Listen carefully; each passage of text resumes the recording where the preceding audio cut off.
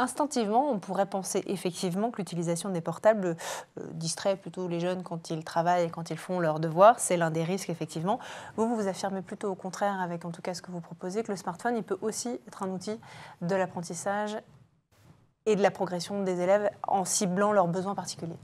Tout à fait. Alors déjà, il faut savoir qu'avec Elliot, notre objectif, c'est de pouvoir personnaliser l'accompagnement. Donc ça veut dire personnaliser selon les forces et les lacunes des élèves et aussi selon leur centre d'intérêt pour pouvoir mettre un environnement qui est le plus ludique possible et le plus plaisant.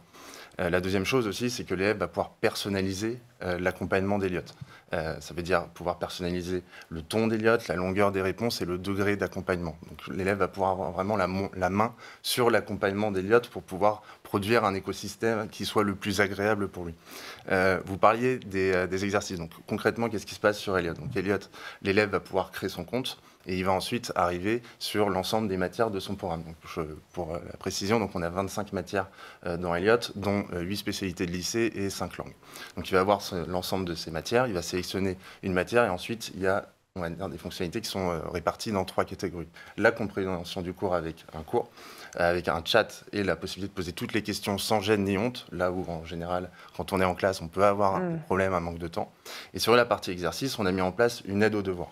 Donc l'élève va pouvoir prendre en photo son devoir.